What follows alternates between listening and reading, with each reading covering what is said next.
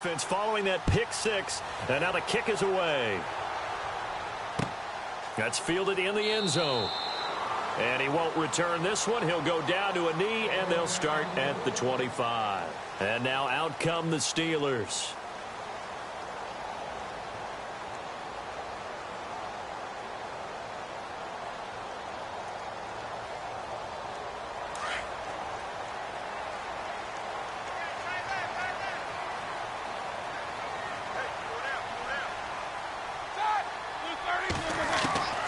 Now Roethlisberger on first down.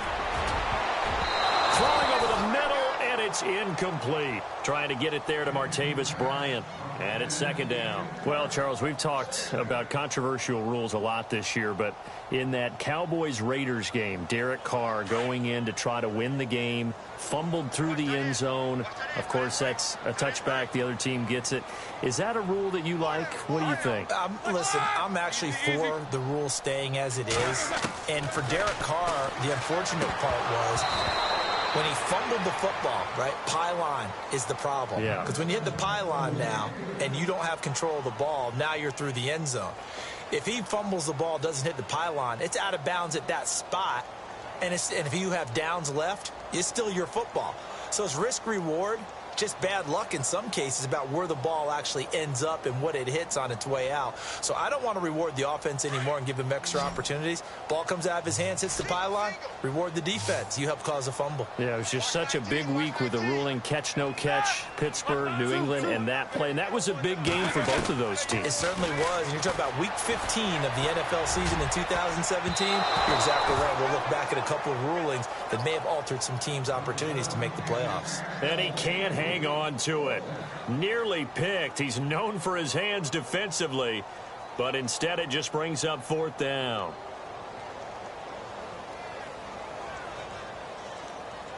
The 3 straight incompletions, they don't care. That hasn't dissuaded them. They're going to go for it on fourth. Here we go. Left. They'll indeed go for it with Roethlisberger.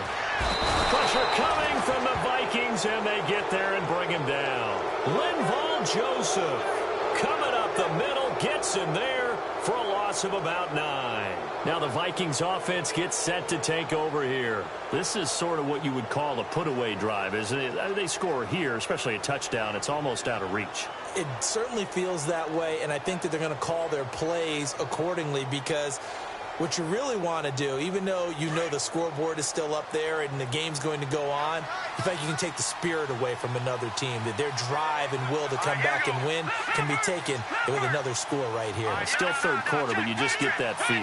Yeah, they're teetering right there on the brink, aren't they?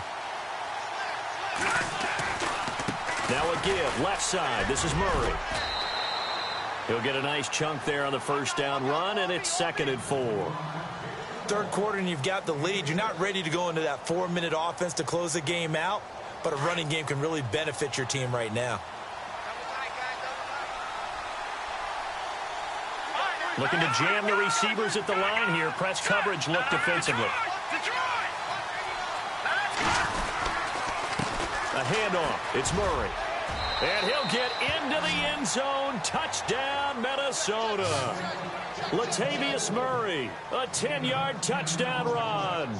And the Vikings find a way to stretch their lead.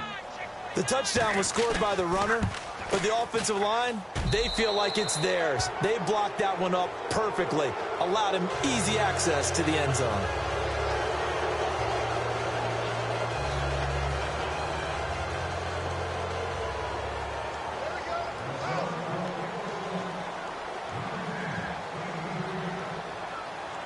The kickoff unit is out on the field, and they will send this one away.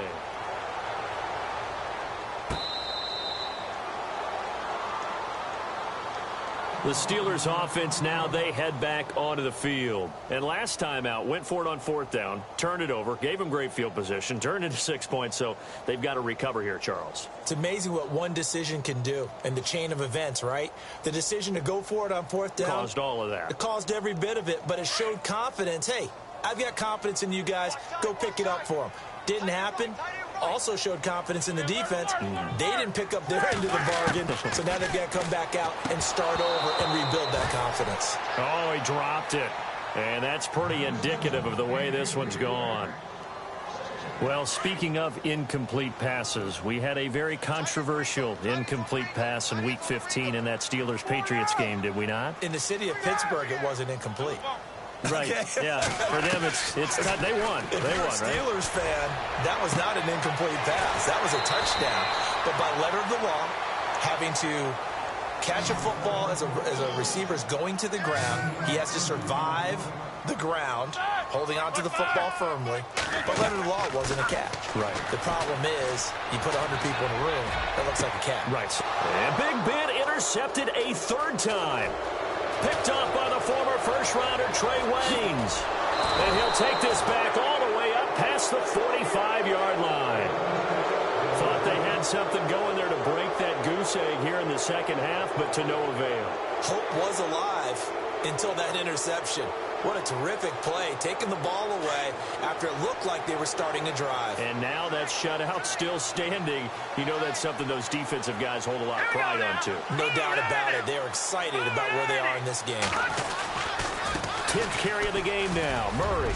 Room to run inside the 40. And a cutback right sideline. And he goes down, but not before getting this inside the 25. All told, it's an even 30 and a first down. And a new set of downs here after picking up the first on the ground.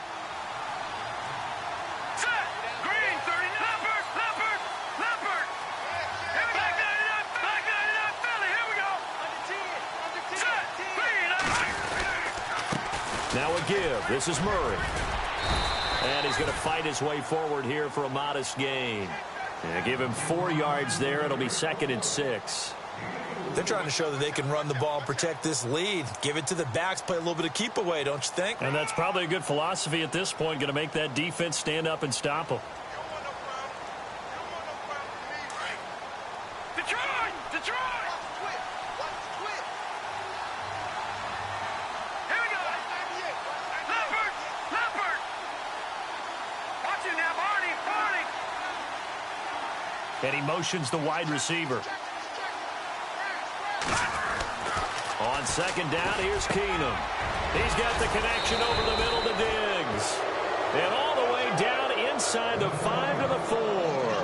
That one goes for 16 yards. It sets him up 1st and goal.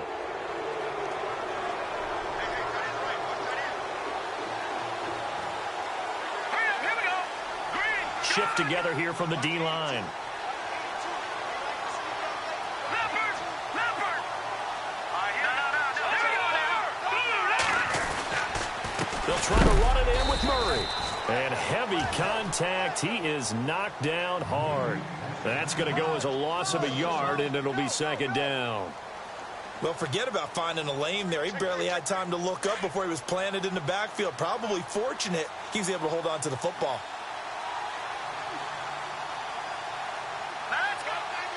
And the D looking like they may blitz. Here's Keenum. And it's caught. That time the completion goes for 4 yards, and we're set up with a 3rd and goal. Now, that's often a surprise for the defensive guys when they see the big fella slide out of the backfield and catch the ball. Not something they usually go over in practice very often.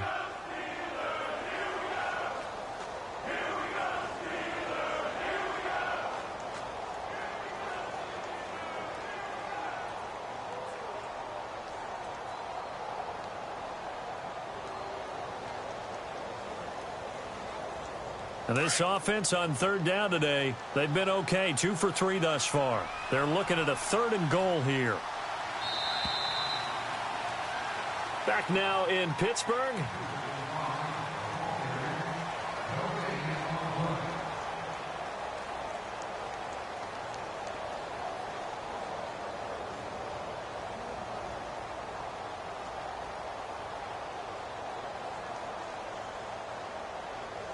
The Vikings on 3rd down. They've been okay. 2 for 3 thus far. This is 3rd and goal. Now let's go! Blue, land it!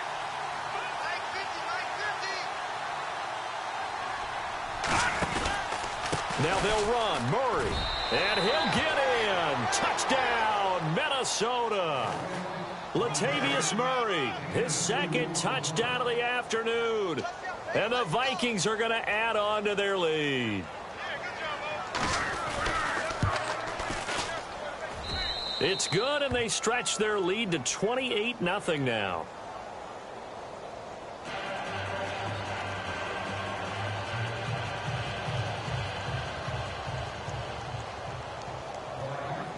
Out is the kickoff unit as they run up and send this one away.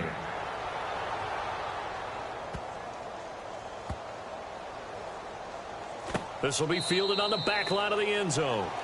And no run back here. This will be a touchback, and it comes out to the 25-yard line. Pittsburgh's offense now heading back out onto the field. And 3 interceptions in this game. And I would have to think, I wasn't a quarterback, but number 4 is kind of, oh, you're like, oh, man, I can't throw 4.